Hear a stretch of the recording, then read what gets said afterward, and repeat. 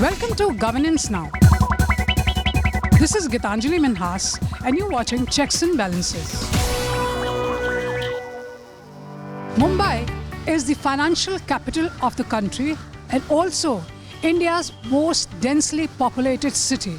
Mumbai is surrounded by water on three sides and land is scarce here. Mumbai has one of the most expensive real estate in the country, where the property price is as much as rupees 1 lakh per square foot. Over a year ago, Maharashtra government said Mumbai has 5,800 stalled buildings since the last 18 years. These stalled projects have not only spoiled its skyline, but also landlocked some of the most expensive real estate in the country. This has displaced more than 1,25,000 families who have been pushed to live on the streets, and the numbers have only increased since then.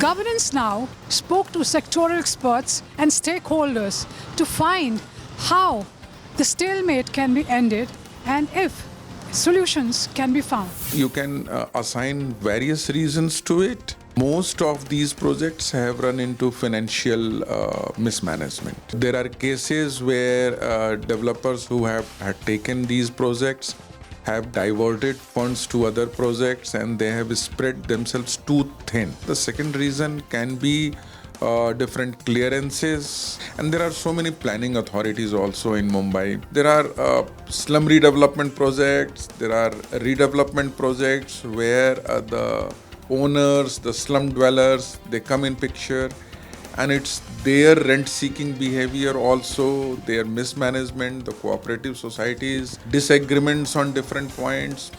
So lots of problems. That was R.A. Rajeev, former Metropolitan Commissioner MMRDA and former Commissioner Thane Municipal Corporation, saying that as much as availability of funds is a problem with builders, so is diversion of funds, legal hurdles, multiplicity of planning authorities. We spoke to BJP leader Kirit Somaiya and this is what he said. एक और action होती है, कहीं fraud हुआ है, forgery हुई है, NPA हुआ है, विलफुल डिफॉल्टर है, इन्हें बिल्डर होता है, बैंक फाइनेंशियल इंस्टीट्यूशन जो कर्जा दिया है उसमें गड़बड़ है और उसके कारण जब वो पैसा वापस बिल्डर नहीं देता है तो फिर बैंक कोर्ट में जुडिशरी सिस्टम में जाती है, उस प्रोजेक्ट को स्टे मिल जाता है। भ्रष्टाचार के कारण बिल्डर डेवलपर अधिकारियों के साथ में मिलकर जहां उस बिल्डिंग को या उतने फ्लोर अलाउड नहीं है वो उतना ज्यादा कंस्ट्रक्ट कर देता है और फिर एक्शन आती है जिसके कारण वो प्रकल्प रुक जाता है। बड़े बड़े डिफॉल्ट बड़े बड़े बिल्डर ने किए और वो बड़े डिफॉल्ट के कारण, फ्रॉड के कारण अब फिर कहां पर सीबीआई, कहां पर एंटी करप्शन, कहीं ईडी, कहीं कोर्ट, उस एक्शन में वो प्रकल्प रुक गए हैं। उसमें से 90% इस कैटेगरी में आते हैं। It is the criminal waste of asset. So that was BJP leader Kirit Somaiya categorically putting the onus on errant developers and saying these stalled projects are a criminal waste of assets and land.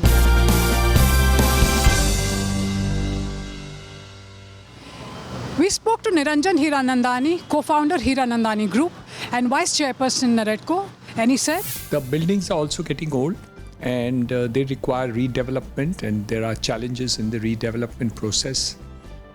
One is the approvals, second is the markets, and also the requirement of capital which is there. Really, there is a cash flow issue. So I think at least 25% of these projects which are stuck should be able to handle it by consolidating. And there are lots of developers who have the innate capability to bring in capital.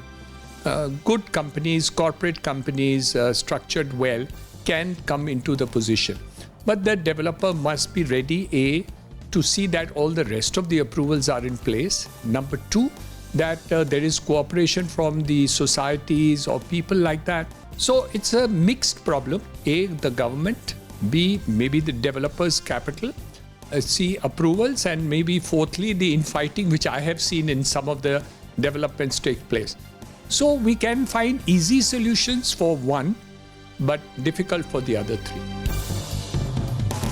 So that was Niranjan Hiranandani saying that cash flow has been a problem for the stalled projects, but with consolidation taking place now, 25% of the stalled projects can be taken up by structured corporate companies, provided the approvals are in place and there is cooperation from the residents.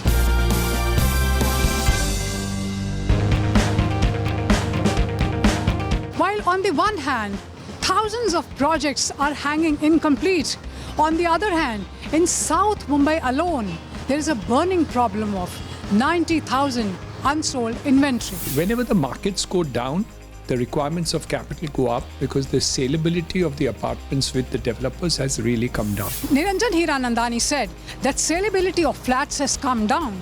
Let's hear what R.A. Rajeev, Kirit Somaiya, an advocate and consumer activist, Anand Patwardhan have to say on this. It's more than 95,000 flats unsold in South Bombay alone. So with that kind of a load, which is availability in the market, supply is there. But then there is new projects that are coming up, and if they are not going to be able to sell, it's going to be a big project, because that kind of a situation, a builder would prefer to stall rather than go on putting in more money to construct free houses for these people.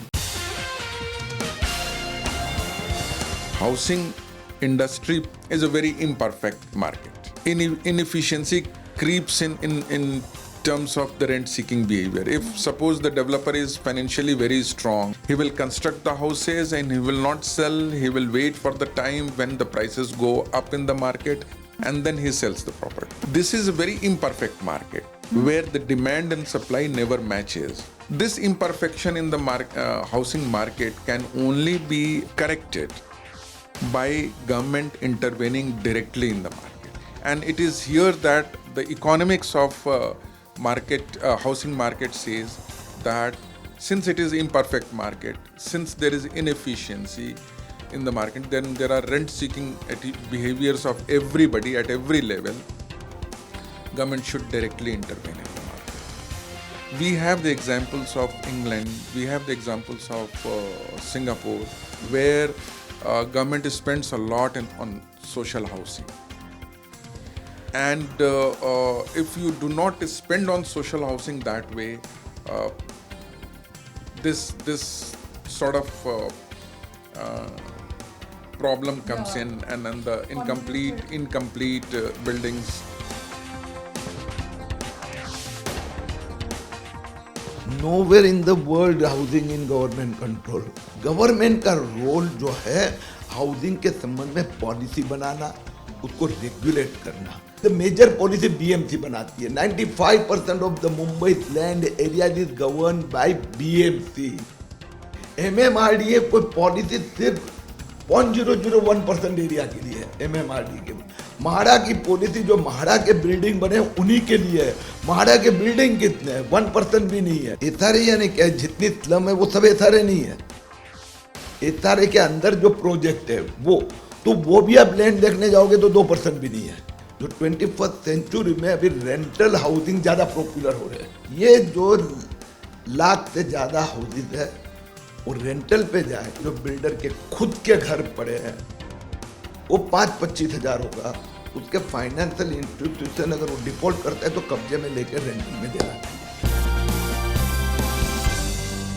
While the RERA law was ushered in 2017, it is only applicable to the new sale component and does not apply to the redevelopment of old and dilapidated buildings of Mahada, SRA, cooperative housing societies and staff quarters where the residents are cheated by developers.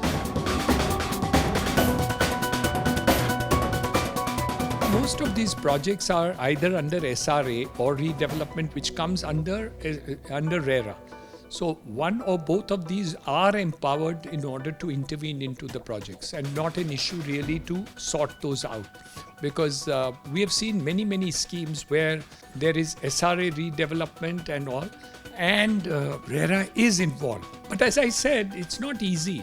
When there is a problem in a situation, we have to break it down into the components of the problem and then address these issues. So both government, both RERA, both Slum Rehabilitation Authority, and of course we have conciliation panels of developers and the communities which is there under MMRDA, and we are also solving many of the problems of these societies, which I have done myself as a conciliator on some of the forums. RERA thinks only from the builder's point of view. RERA is trying to see how the project can be completed. But penalizing the builder, the way Consumer Protection Act has been doing, and that has really brought lot of builders on track trying to rush up and clear the projects in time. And I'm sorry to say, I do not have any good instance where RERA has really been helpful to a consumer, to a person who has got stuck in the project and is unable to get a possession or unable to get a proper flat for which he has paid. While the problems are complex and myriad, all the experts voiced for self-redevelopment as a unanimous solution. Here is what they said. Why the housing society which is going for redevelopment cannot appoint a contractor on its own and get their own building constructed? Self-redevelopment. And a new thing has happened. Government is now encouraging self-redevelopment. In the future, hopefully, more and more societies will do redevelopment themselves and be able to manage it so that there will be no problem of the developer. Self-redevelopment is actually a wonderful way.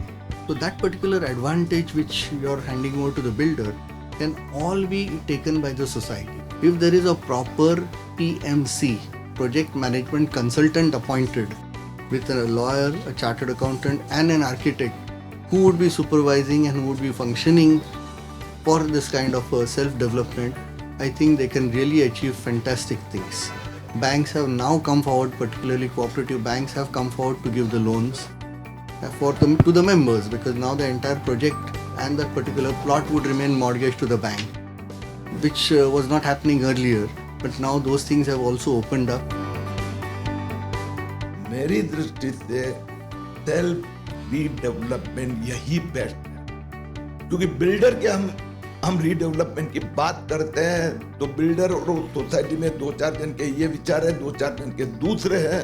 Free में मैं जितना रहता हूँ उतनी जगह ठीक है, लेकिन उनको और एडिशनल चाहिए। तो जितने भी रीडेवलपमेंट के प्रोजेक्ट अटकते हैं, ये बिल्डर और कंज्यूमर, ये दोनों की ग्रीडीनेस के कारण। मैं शुरू करूंगा कि अगर ये मेरा खराब हो रहा है घर, मैं नया लेने जाऊंगा तो मुझे कितनी एडिशनल कॉस्ट देनी पड़ेगी, और उसके सामने मैं अगर ये रीडेवलपमेंट करूंगा तो जो कंस्ट्रक्शन कॉस्ट है वो पर स्क्वायर फीट 2000, 3000, 3500 ही आएगी। इसमें रेगुलेटर, जुडिशियरी, बिल्डर एसोसिएशन और लेजिस्लेचर, ये चारों ने मिलकर इसको पुश करना पड़ेगा। मैं स्वयं जो एकनाथ जी शिंदे और देवेंद्र फडणवीस, इन दोनों से इस विषय में चर्चा करूंगा और उनको भी मैं परस्यू करूंगा कि रीडेवलपमेंट के लिए इस प्रकार की पॉलिसी बने, टाइम बाउंड इम्प्लीमेंटेशन है, इसके लिए एक टाइम बाउंड एक्शन प्लान और एक मॉनिटरिंग वॉर ग्रुप बनाए। मुझे विश्वास है कि नई सरकार जरूर इसमें ध्यान देगी। That was Kirit Somaiya saying that legislature, judiciary, the builders group as well as the regulator, everyone has to come together on war footing with a time-bound action plan for these stalled projects so that these projects are completed. Earlier, Hiranandani also said he called for a collective action of all stakeholders. Somaiya's assurance that he will take up this burning issue with Chief Minister Eknath Shinde as well as Deputy Chief Minister Devendra Fadnavis is a ray of hope for lakhs and lakhs of people who have been displaced out of their homes and pushed to live on the streets. We hope his words will translate into real action on ground. Governance Now के साथ जुड़ने के लिए आप सबका बहुत बहुत धन्यवाद. Thank you for watching Checks and Balances.